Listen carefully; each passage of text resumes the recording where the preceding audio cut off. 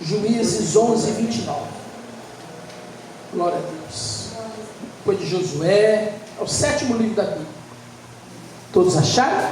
Amém? Quero ler então, verso 29 a seguir, diz assim a palavra do Senhor. Então, o Espírito do Senhor veio sobre Jefité. Ele atravessou Gileade e Manassés, e passando por Mispa de Gileade, foi até os filhos de Amon.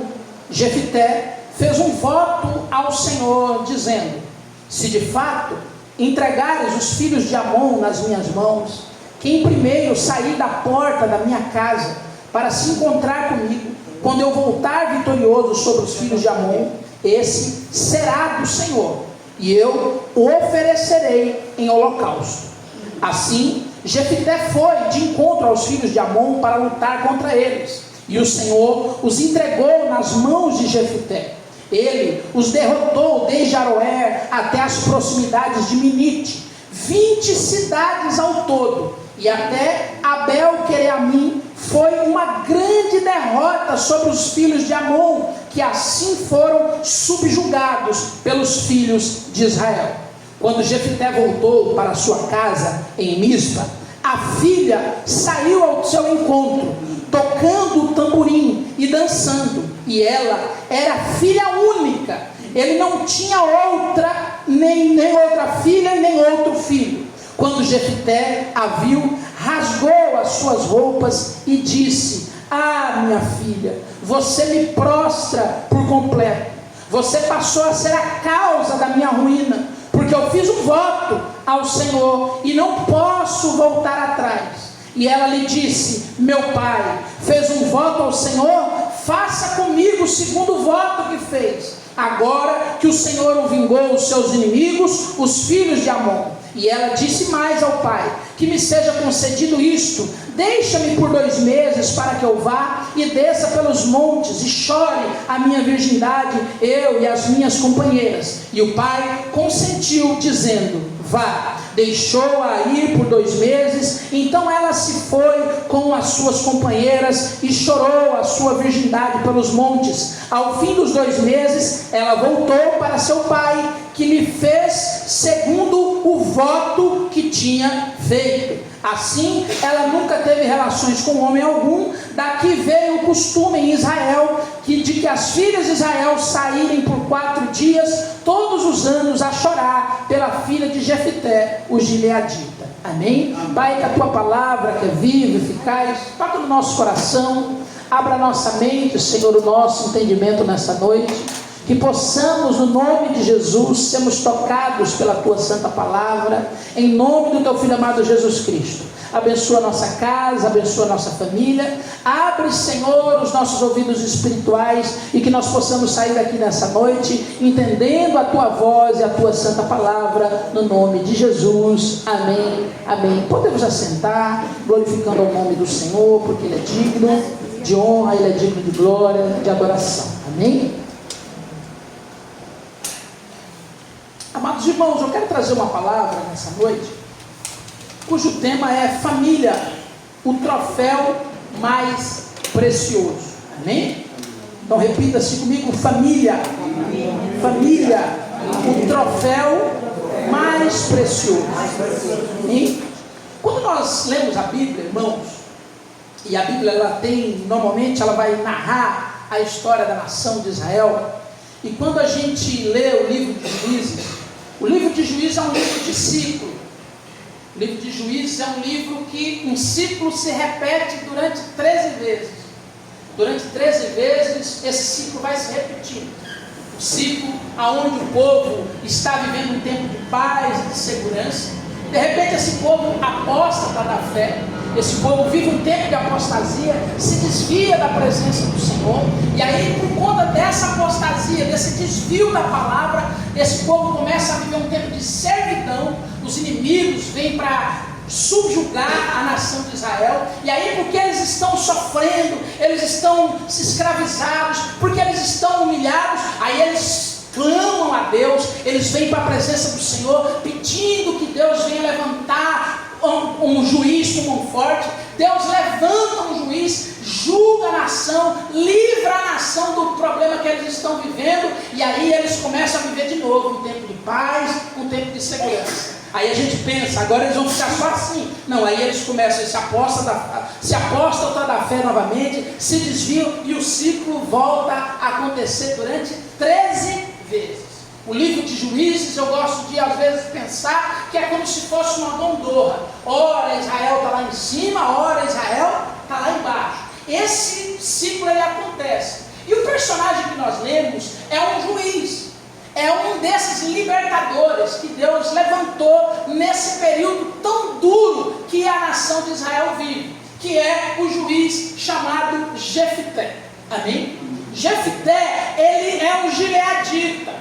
Quando nós lemos Juízes capítulo 11, nós vamos ver que Jefté é um homem que ele veio de um lar disfuncional. Ele é um homem que ele veio de um lar onde a sua mãe era uma prostituta. Seu pai teve um caso com essa prostituta. E esse lar é tão disfuncional que os irmãos tentaram humilhar e tentaram tirar a parte de Jefté da herança. Mas a Bíblia vai falar que Jefté se levanta como esse juiz, como esse homem de guerra, como esse homem valente. A Bíblia fala em Juízes 11 que Jefté é um homem valente. E aí o texto que nós lemos sobre Juízes, sobre a vida de Jefté, é interessante que Jefté, irmãos, ele tem uma batalha para ser vencida.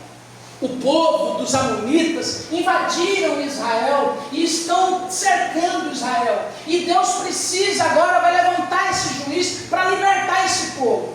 Na época de Jefté, quem está escravizando a nação de Israel são os amonitas. E Jefté agora agora é levantado por Deus para quê? Para libertar esse povo. E aí o texto vai dizer que antes de Jefté sair para a batalha, ele ora ao Senhor e diz: Senhor, se o Senhor me livrar, se o Senhor me entregar os inimigos na minha mão, se eu conseguir entrar lá na terra dos amonitas, e eu atravessar aquele lugar, e eu ser vitorioso, eu conseguir a vitória sobre aquele povo, olha Senhor, eu vou fazer um negócio. Quando eu chegar na minha casa, a primeira pessoa que sair na casa, eu vou ofertar ela ao Senhor, eu vou sacrificar a tua presença. Está na Bíblia, nós acabamos de ler, amém? Eu vou ofertar para o Senhor, a primeira pessoa que sair lá, eu vou ofertar ela para o Senhor. E Jefté sai, irmãos. Eu penso que Jefté sai para a batalha com esse pensamento. Até porque, irmãos, esse pensamento de Jefté, o próprio na Bíblia, irmão, Jefté, ele conhecedor da lei, ele vai estar escrito, irmãos, que é melhor quando você fizer um voto com o Senhor. Deus não quer o voto, mas quando você fizer, é melhor que você cumpra. Então Jefté sai com a expectativa dizendo: se Deus me der a vitória, o voto eu vou cumprir. Se Deus me der a conquista, o voto eu vou executar. Ah, se Deus for comigo, porque a batalha é grande demais, a batalha é difícil demais, só Deus para me ajudar nessa batalha. Se Deus me der essa vitória, eu vou cumprir esse voto. E aí a Bíblia fala, irmãos, que Jefté então sai para a batalha. E a Bíblia fala que a batalha é uma batalha dura, muitos inimigos, mas esses inimigos todos são derrotados por Jefté. A palavra fala, que nós lemos aqui, que Jefté conquista 20 cidades. Imagine, que conquista, que empreitada militar, como que Deus abençoou, ou seja, aquilo que ele pediu, a mão poderosa de Deus sobre a vida dele, estava, ele conseguiu a vitória, ele conseguiu a conquista, ele conseguiu o resultado, ele conseguiu tudo aquilo que ele tinha pedido, ele conseguiu. Deus operou o milagre, irmãos, na vida de Jefté. Deus operou a graça na vida de Jefté. E Jefté, depois de ter conquistado, ele agora volta com a ideia: agora eu preciso voltar para casa para agradecer, porque Deus me deu a vitória. Eu conquistei, eu consegui, eu sou vitorioso, agora eu vou voltar. E a Bíblia vai falar, irmãos, que agora Jefté está voltando após essa vitória, com a convicção, irmãos, que ele tem, e que ele tem, irmão, no coração, que é o quê? Eu preciso agora cumprir o meu voto. Deus me deu a vitória, quando eu saí para a batalha, eu disse que eu ia fazer um voto, agora eu vou cumprir o meu voto. Só que eu fico imaginando agora, imagina Jefté voltando, alegre, irmão da batalha, alegre da conquista, afinal ele derrotou 20 cidades. E quando ele está chegando, eu fico imaginando que todo mundo na cidade também está falando, ó, Jefté está voltando com a caravana, Jefté está voltando com os soldados, Jefté está chegando na nossa cidade aí, em Gileade, está voltando para a sua casa. Só que a Bíblia fala que quando Jefté chega perto da casa, ele olha para a porta, quem vem receber? A sua filha. E a Bíblia vem falando, irmãos, que ela vem com tamborins, com adufes. Adufo era tamborim, pandeiro, com dança, alegre, porque está chegando o herói de guerra, está chegando aquele que venceu uma batalha, está chegando aquele que conquistou 20 cidades. Eu preciso receber o meu pai. Na Bíblia não fala quanto tempo isso demorou. As empreitadas bélicas, as empreitadas de guerra demoravam tempos, irmãos, não era de um dia para a noite, demoravam bastante tempo. Então não se sabe quanto tempo Jefté estava longe de casa. E agora a menina esperando o retorno do seu pai, alegre, alegre, meu pai está chegando, vitorioso da batalha, vitorioso. Só que quando Jefté olha, quem está na porta é quem? A filha. E não é só a filha. O texto que nós lemos diz que é a única filha. Ele não tem nem outra e nem outro filho. É só ela. E aí, irmãos, fica imaginando, porque na cabeça de Jefté vai passar, irmãos, também alguns textos bíblicos da lei, que diz assim, que Deus não pede o voto, mas se você votar, não demore em cumprir. Ele falou, meu Deus, e agora? Quem fez o voto foi eu. E agora eu preciso cumprir o voto. Eu preciso cumprir. O que é cumprir o voto? O voto, irmãos, é sacrifício de holocausto. Em outras traduções, quem sabe na sua Bíblia, está escrito oferta queimada. A oferta queimada consistia em pegar, irmãos, a faca e rasgar o cordeiro, tirar a pele do cordeiro e queimar o animal do sacrifício. Era isso que Jefté tinha que fazer agora com quem? Com quem? Com a filha. Porque ele votou. Ele assumiu o compromisso. Então agora ele sabia, irmãos, que quando ele vê a menina saindo, ele entendeu o que ele precisava fazer. E aí a Bíblia vai falar que ele chora. A Bíblia vai falar que ele está triste. A Bíblia vai falar que ele olha para a menina e vai dizer, filha, coisa dura que você me fizeste agora. Porque eu fiz um voto com Deus e eu não posso voltar atrás. Não é isso que nós lemos? Eu não posso voltar atrás. Eu não posso deixar de cumprir, porque esse é um voto que eu fiz com o Senhor. A menina, conhecedora da palavra, ela vai dizer, então pai, faça. Mas antes me dá pelo menos a graça de eu ficar 2 meses fora, pranteando. Porque eu agora não vou poder mais me casar. Eu vou ser uma menina virgem. Eu não vou precisar ter uma família, eu não vou poder ter uma família. Então me permita pelo menos prantear durante esses 2 meses. A Bíblia vai falar que ele permite. Ele vai falar que nós lemos, ele vai dizer, vá. Ela prantia durante esses 2 meses. E aí o texto vai dizer que quando ela volta, ele cumpre o seu voto. É claro que a gente sabe o que ele fez. Ele precisou matar a própria filha. Ele precisou queimar a própria filha. É o que o texto está dizendo. E aí a Bíblia vai falar que até os dias de hoje, segundo o texto, as moças de Israel, elas tiram 2 dias da sua virgindade para prantear, 4 dias, para prantear, lembrando do quê? Da morte da filha de Jefté. Amém? Que tragédia, não é verdade? Que tragédia, irmãos. E aí você pode estar se perguntando, pastor, e onde que a gente se aplica, pastor, essa tragédia, essa história de Jefté para um culto de família? E aí é onde eu quero nos trazer algumas lições baseadas no texto que a qual nós lemos em nome de Jesus. Amém? A tragédia, irmão, de Jefté na sua família Eu gostaria de usar, irmãos, essa tragédia de Jefté para falar da nossa casa. Para nós olharmos, irmãos, para a nossa família e entender que às vezes decisões equivocadas, irmãos, podem trazer consequências trágicas para a nossa casa. Que decisões, irmãos, mal pensadas, palavras malditas, palavras, irmãos, ditas sem pensar, podem trazer decisões drásticas para a nossa família. Amém? E eu quero usar essa tragédia de Jefté para nós colocarmos esses ensinamentos no nosso coração. Mas eu quero, irmãos, mostrar para nós, para que olhar a vida de Jefté? Para nós podermos agir com sabedoria na nossa casa. Para que nós possamos agir com sabedoria na nossa família. Porque sabedoria, irmãos, é o quê? É aprender, irmãos, com os erros dos outros. Porque às vezes a gente não precisa errar para a gente aprender. Às vezes basta a gente olhar aonde os outros erraram, aonde os outros falharam, qual o caminho que os outros tropeçaram, para que nós venhamos tomar um caminho diferente. Amém? Então a ideia da mensagem dessa noite é que o Espírito Santo do Senhor nos encha de sabedoria. Para quê? Para que nós venhamos observar onde outros caíram no caminho, para que nós venhamos mudar a nossa rota e não venhamos tropeçar com a nossa casa e nem tropeçar com a nossa família, no nome de Jesus. Amém? E é por isso, irmãos, que o tema da mensagem é família, o troféu mais precioso. E eu quero usar, irmãos, na mensagem dessa noite,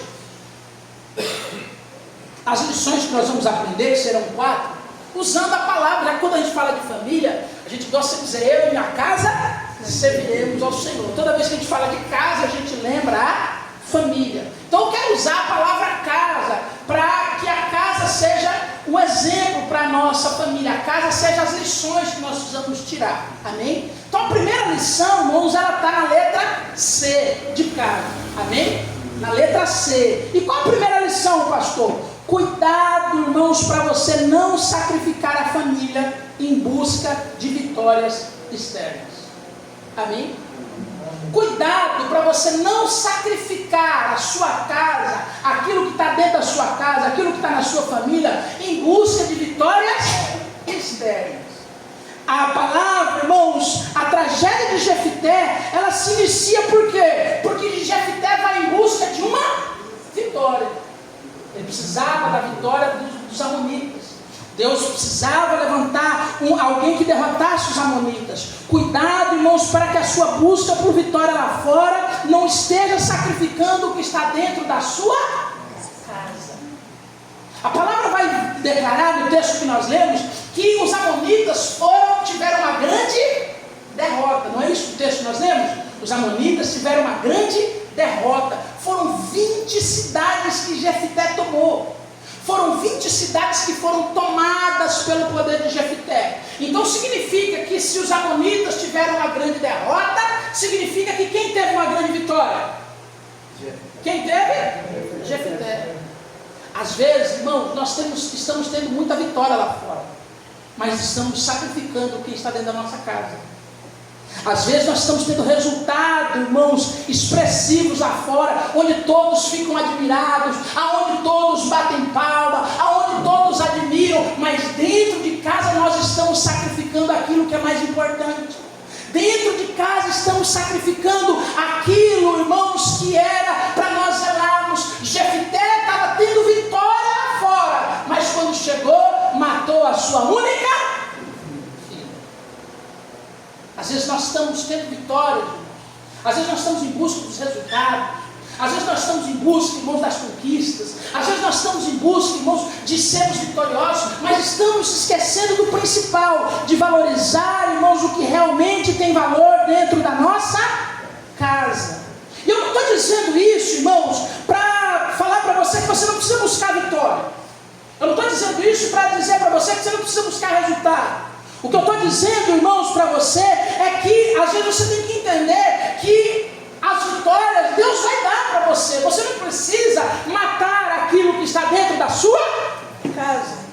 Porque o texto em Juízes 11:29 é claro em dizer que Deus havia ungido Jefité para a batalha. Jefité já estava com unção para conquistar. Jefité já estava com a capacitação para ele obter a vitória. Deus não pediu o sacrifício. Quem ofereceu o sacrifício da casa foi quem? Jefité. Jefité já estava ungido para a conquista. Jefité já estava ungido, irmãos, para receber a bênção. Jefité já estava capacitado, irmãos, para receber a unção. A palavra, irmãos, no texto em Juízes 11, 29, vai dizer assim, irmãos, que Jefité avançou. O Espírito Santo veio sobre ele e ele avançou. Não é isso que diz o texto? Vamos ler lá? 11, 29. 11, 29. Então o Espírito do Senhor veio sobre Jefité e ele atravessou a Gileade, Manassés, passando por Mispa, foi até a Gileade e foi até os filhos de Amon. A palavra aqui, irmãos, no hebraico é avar, significa avançar. Deus ungiu a Jefité para que ele avançasse. Deus me capacitou e capacitou você para que você conquiste. Deus ungiu você para que você tenha vitórias, mas as suas vitórias não precisam vir sacrificando aquilo que é mais precioso na sua casa. Amém? Porque Deus já te ungiu para você ser vitorioso. Você não precisa apressar as coisas. Você não precisa dizer, não, mas eu preciso avançar. Não, Deus vai te ungir para que você avance. Deus já vai te capacitar para que você avance. Mas não avance sacrificando a sua casa. Amém? Não avance sacrificando a sua família.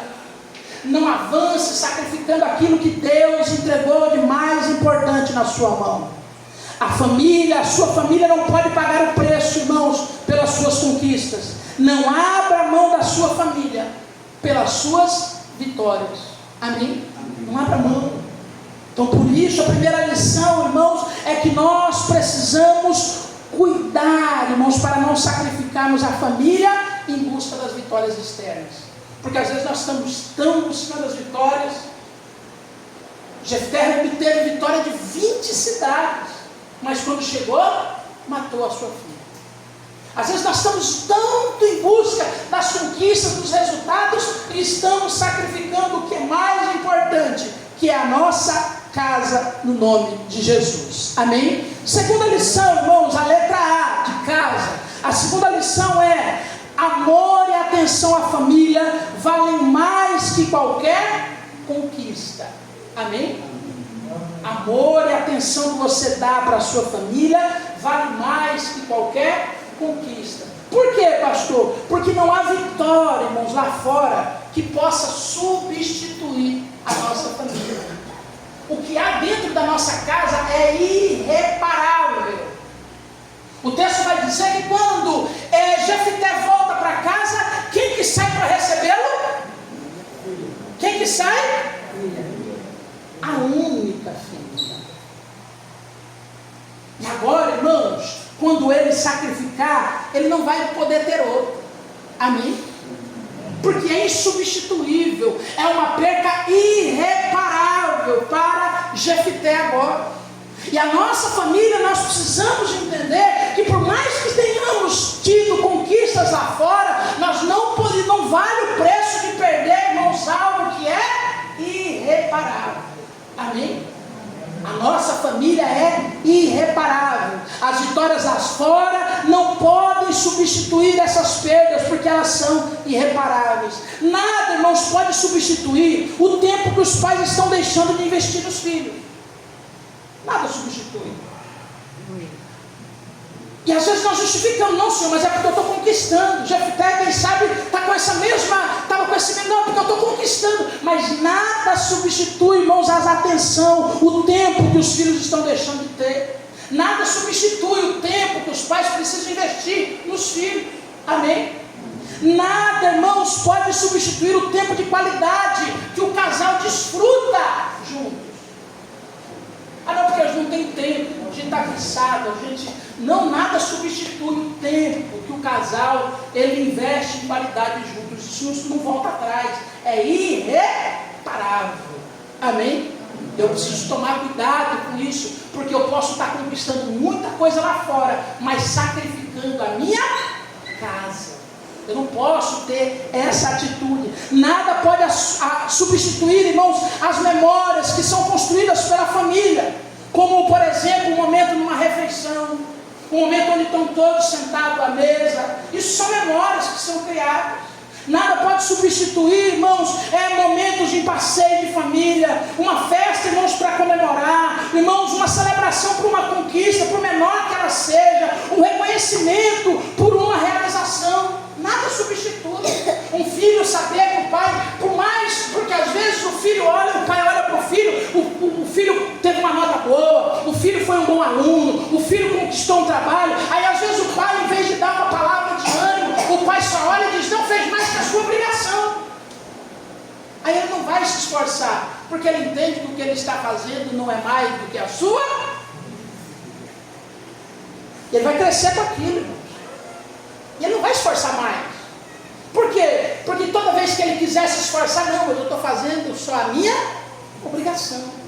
Aí no trabalho dele ele não é o melhor funcionário. Por quê? Porque ele foi condicionado quando criança que o que ele faz não é mais do que a sua obrigação. Agora você já imaginou se essa criança, se esse menino, se essa menina, ele é incentivado pelo pai? Não estou dizendo para paparicar, mas eu estou dizendo para volta e meia dizer, olha, foi bom que você fez, que benção a atitude que você tomou, que benção essa nota, que bom que você melhorou essa nota, mas você pode mais. Você fez bem, mas você pode mais, porque Deus te criou para te dar mais capacidade, você pode ir mais além. Imagina essa criança agora voltando para a escola pensando, eu posso mais. Ela não é condicionada mais. Ela vai crescer sabendo, não, meu pai, minha mãe sempre disse que eu posso mais. Ela não vai, irmãos, essa criança, por exemplo, quando ela ser uma mulher, essa jovem quando ela crescer, e ela tiver com o marido, e o marido, irmãos, preste atenção, pai e mãe, quando o marido chegar para ela e dizer, olha, você não vale nada, você não presta para nada, ela vai dizer, sai daqui, porque eu sempre aprendi que eu posso mais. Eu não aceito não, porque eu fui ensinada que eu posso. Eu fui ensinada, desde meu pai me ensinou todo dia, porque a gente não está condicionando, amém? Então olha, irmãos, o quanto é importante que nada isso não substitui. Então não existe conquista lá fora, irmãos, que vai substituir, irmãos, as perdas que às vezes nós estamos tendo dentro da nossa casa, porque esse tempo, esse relacionamento, essa intimidade, irmãos, ela é irreparável, ela não volta mais, amém? Eu estava ouvindo um podcast e aquele Cacá Diniz, o marido da Simone, aquela cantora, e ele disse algo interessante sobre o filho dele. Ele disse que comprou um monte de brinquedo para o menino, ele viajou para Miami, e aí o menino estava na escola, ele comprou uma pista da Hot Wheels, uma coisa de louco, coisa de cinema, e montou todo empolgado a pista. Quando o menino chegar, o menino vai brincar. Quando chegar, ele vai ver. E ele estava fora, estava para Miami. E aí o menino estava para a escola e ele montou aquela pista, irmão, aquela coisa de louco, coisa de cinema, aquela pista da Hot Wheels, que é caro, né? Só o carrinho da Hot Wheels, misericórdia, né? Acho que uma pista. Então, o carrinho da Hot Wheels é meu Jesus. E aí ele montou, e alegre, esperando, ansioso. O menino vai chegar e vai ficar pirado na pista. Quando o menino chegou, o menino gostou, agradeceu, abraçou o pai, mas aí de repente quando ele menos esperou, o menino largou a pista, não pegou a bola e disse, pai, vamos brincar. Porque o tempo, o brinquedo melhor do filho, irmãos, é o pai. O brinquedo melhor do pai, do filho, irmãos, é o pai e a mãe. Ou será que a gente ainda não entendeu isso? Ou será que a gente não entendeu que nós precisamos dedicar tempo para a nossa casa, para a nossa família, porque isso são coisas irreparáveis.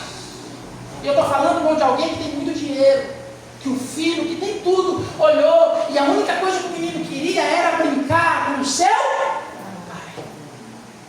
A única coisa que ele queria.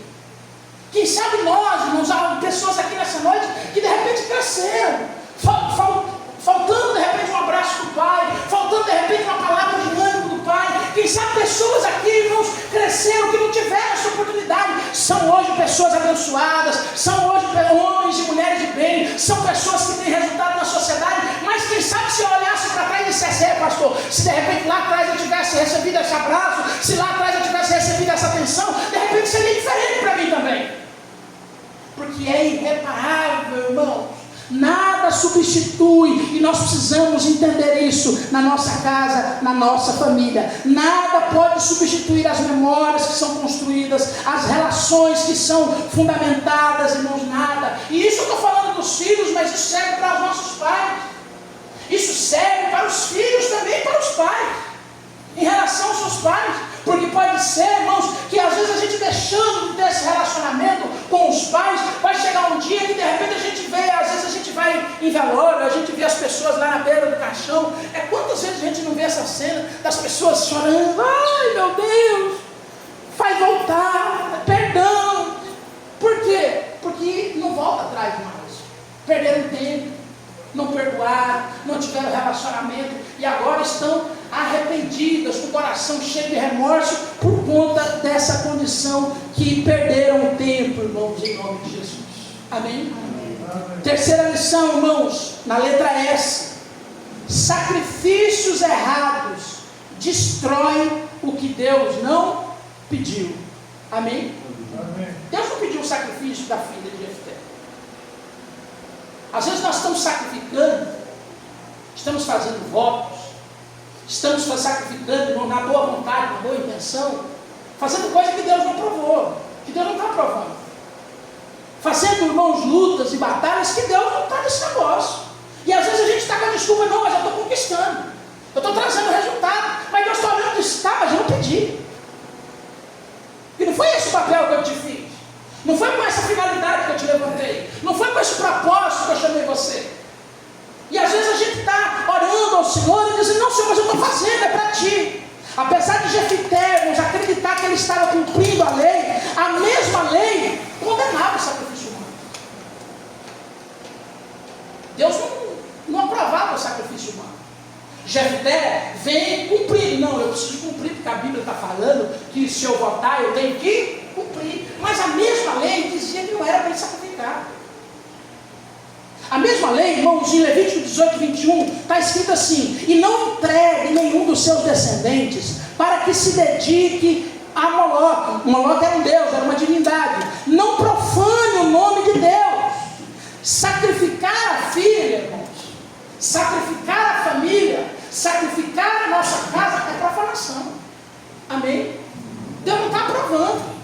O texto vai dizer em Levítico 22, está escrito assim: diga também aos filhos de Israel, qualquer dos filhos de Israel, ou estrangeiros que peregrinam em Israel, que entregaram os seus filhos a Moloque, será morto, o povo da terra o apedrejará. Ou seja, Deus proibia veementemente o sacrifício de seres humanos.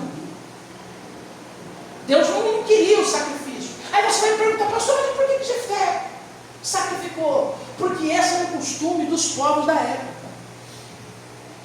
Esse era o costume, irmãos, das nações que viviam em volta de Israel. O grande problema é que ao invés de nós cumprirmos aquilo que Deus manda, nós queremos ter como padrão, irmãos, as coisas que estão à nossa volta. Nós queremos ter como padrão, irmãos, a sociedade que está no nosso entorno. Nós queremos ter como padrão, irmãos, os valores que estão à volta da nossa casa. E esses valores Deus não aprova. Deus estava dizendo, não, eu não quero isso. E aí Jefté no coração, mas todo mundo faz. Então se todo mundo faz, eu também vou fazer. Se todo mundo pratica, eu também vou praticar. Se todo mundo está fazendo, não é errado, eu também vou fazer. Mas não era isso que Deus tinha pedido. Às vezes nós estamos matando a nossa família, irmãos, a nossa casa, porque estamos fazendo o sacrifício errado. Estamos nos sacrificando, irmãos, e entregando a nossa vida, entregando os nossos votos, irmãos, para o Deus que não está recebendo essa adoração. Não estamos entregando para o Deus verdadeiro. Jefté, irmãos, fez um voto com Deus e Deus não estava recebendo. Ou seja, tem sacrifícios que estamos fazendo que não são para Deus, que Deus não está se agradando, e estamos apenas matando o que está dentro da nossa casa. Porque às vezes a gente está naquela desculpa, não, mas eu estou fazendo, é para melhorar a casa, é para trazer o melhor para a minha família, é para trazer, a gente está com aquilo, não, porque todo mundo está fazendo, mas ao invés, Deus não está recebendo esse sacrifício. Esse sacrifício só está gerando morte para a nossa casa. Esse sacrifício só está gerando morte para a nossa família. E nós precisamos tomar uma atitude diferente no nome de Jesus. Amém? Último, irmãos, último alerta para nós. Abrace a família, irmãos, com a maior vitória que Deus lhe confiou. Cuidado, irmãos, para não sacrificar aqueles, os únicos, que vão te ver como herói. Amém? Cuidado para a gente não estar matando os únicos que olham para nós como heróis. Porque o texto vai dizer que quando o Jefté está chegando, quem vai receber ele? De que jeito que ela recebe ele? Com adufes e dança. Porque essa era a cerimônia que era feita para os heróis de guerra quando estavam retornando. Então, a menina não está só recebendo o pai, ela está recebendo o meu herói. Cuidado, porque às vezes a gente está matando os únicos que olham para nós como heróis. Os únicos que veem um valor, irmãos, em nós. Os únicos que olham para nós como alguém que tem valor. Os únicos que olham para nós, irmãos, como alguém que é abençoado. Porque às vezes, lá no nosso trabalho, lá na sociedade, a gente é só guerreiro. Lá a gente só é resultado. Lá a gente só é número. É em casa que nós encontramos descanso. Glória a Deus. Glória a Deus. É assim ou não é? Trabalhei na Honda, trabalhei na Toyota, trabalhei 3 anos na Toyota. Os irmãos que me conhecem mais tempo sabem que eu trabalhei na área de veículos muitos anos da minha vida. E um dia, tinha um diretor da Toyota, ele era o nosso gerente geral aqui em Itajaí já. Ele era o nosso gerente geral e ele era muito dedicado. Ele era um cara que dava 5h30 da tarde, ele pegava e ia para o banheiro da empresa e ele limpava os banheiros. Ele limpava os banheiros. Tinha zeladora, amém? Mas ele, 5h30 da tarde, ele ia lá, fechava o banheiro, passava o rodo, todo dia, 5h30 da tarde, ele fazia isso, religiosamente. Alguém quando chegava cedo na empresa, alguém que era o último a sair, e aí um dia na virada do mês, fechamento de meta, a gente já tinha fechado a meta e tal, ele recebeu a política do outro mês seguinte, e ele ficou, todo mundo já tinha ido embora, isso já era quase 10 horas da noite, e ele lá sozinho imprimiu todas as tabelas, nós tínhamos acho que 15 vendedores, ele imprimiu a tabela dos 15 vendedores, pegou tudo ali, mandou e-mail para a diretoria, e aí de repente, isso a família dele em casa, e aí ele de repente, do nada, ele tem uma escada alta lá na Toyota, quem conhece ali, a funcionária Toyota ali na Oswaldo Reis, lá tem do showroom para a oficina, tem uma escada grande, e aí ele, de noite, sozinho, ele caiu, tá? Altura do primeiro degrau da escada, lá embaixo. Ele é um homem forte, grande. A imagem, irmãos, a gente viu a imagem, ele caiu, ele deu um mal súbito, provavelmente sem comer, sem se alimentar, com sono, cansado, se dedicando para a empresa. Caiu lá.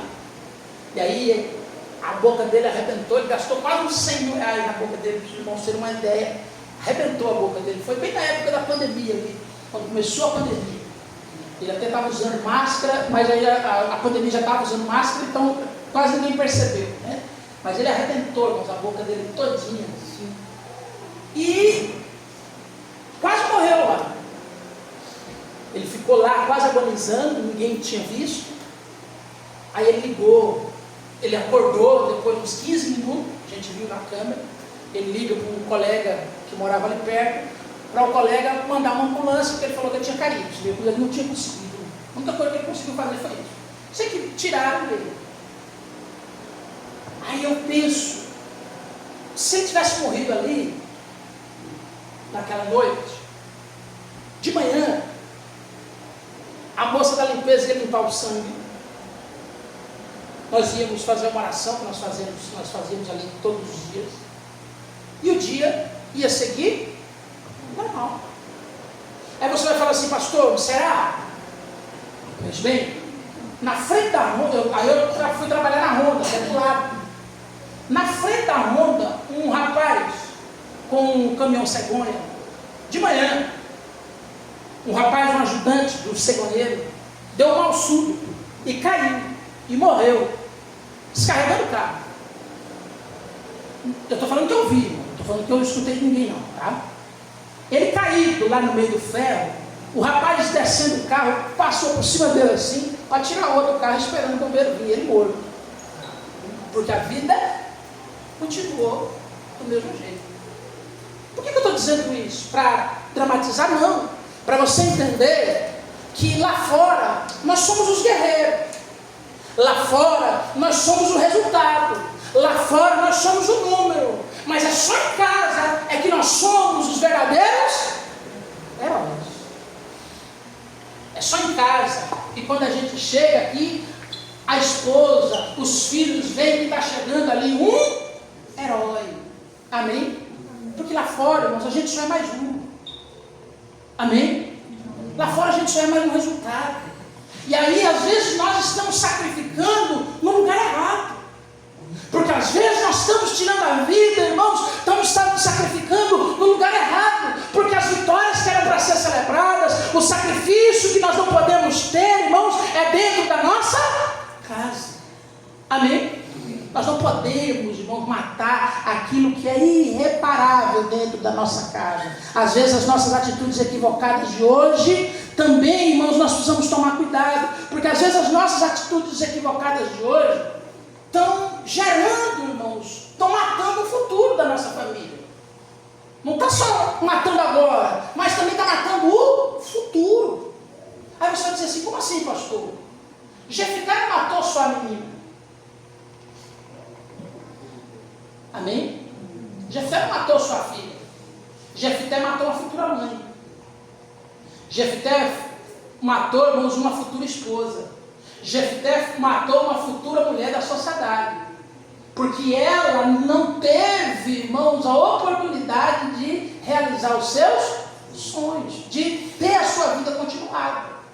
Às vezes nós estamos matando atitudes que nós estamos cometendo erros agora, elas vão causar, irmãos, danos não só no agora, mas também no nosso futuro.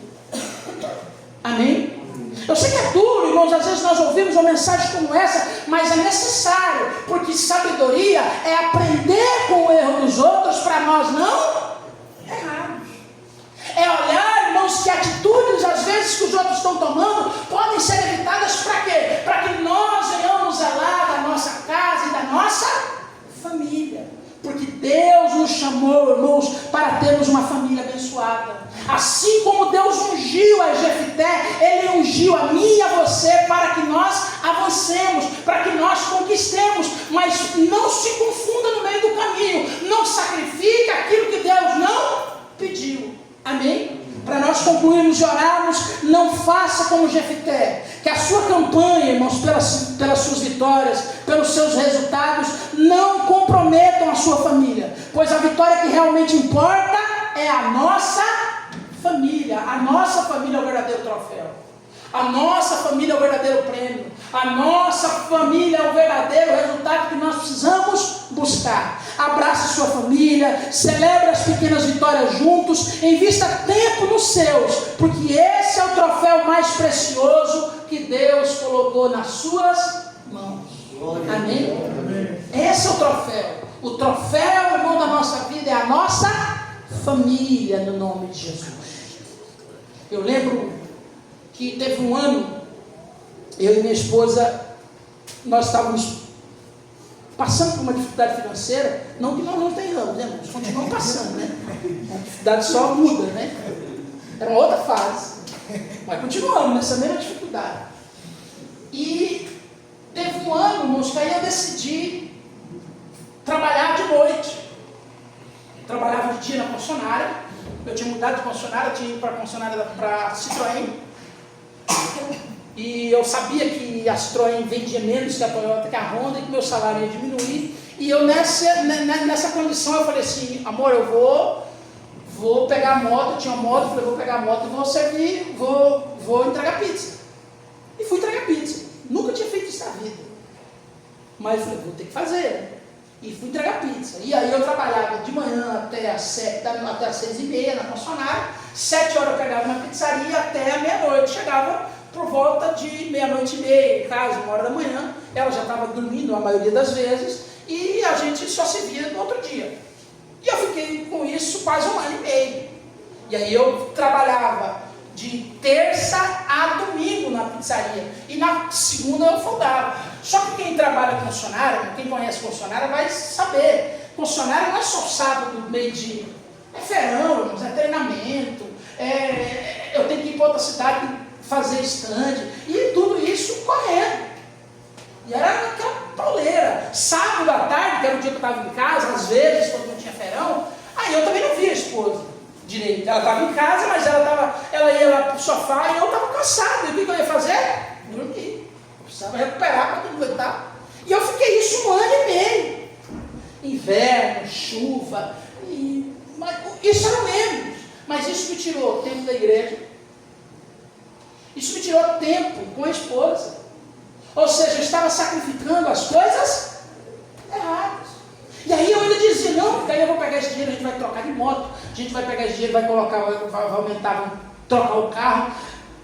Acabamos não fazendo nenhuma das coisas. Mas aí ela chegou de mim e falou assim, ó, não dá mais. Porque é melhor a gente ganhar menos, é melhor a gente ter ganhar menos, mas pelo menos a gente ter uma qualidade, porque a gente não está se vendo mais. A gente não está tendo tempo mais junto, a gente não está tendo mais nada. A gente precisa ter essa atividade, a gente precisa conversar para a gente, porque a gente estava matando, eu estava matando, sacrificando aquilo que não podia ser sacrificado. Foi 1 ano e meio, irmão, da minha vida assim. E aí você vai dizer assim para mim, pastor, e aí o que mudou? Nada. A moto continua mesmo, o carro continua mesmo. Mas hoje eu ganho menos, mas hoje eu tenho mais tempo com a minha esposa. Eu tenho mais tempo com a igreja, eu tenho mais tempo com as coisas de Deus, eu tenho mais tempo de relacionamento com a minha esposa, com a minha família, porque eu entendi que eu estava sacrificando o lugar errado. Amém? Então a palavra dessa noite, irmãos, é para nós entendermos que nós precisamos buscar a vitória, precisamos conquistar, mas pense bem qual o preço da conquista. Não sacrifique o que Deus não pediu para você sacrificar. Amém? Amém. Deus não te chamou para você, irmãos, ser lá um empresário, para você conquistar, para você ser próximo. Por mais que Ele vá fazer, Ele possa fazer isso na sua vida, mas Ele te deu primeiro uma responsabilidade de ser pai, de ser marido, de ser esposo, de você ser filho. Exerça primeiro esse papel. Amém? Estava vendo uma reportagem, para nós encerrarmos. Estava vendo uma reportagem, quem gosta de futebol, quem gosta de futebol, quem lembra do jogador Luis Soares, né? Luis Soares, um grande craque uruguaio, né? E ele foi, antes dele fazer parte do trio MSN, lá do Barcelona, dele vir para o Grêmio, aquela coisa toda, ele foi um jogador fenomenal na Premier League, no Liverpool.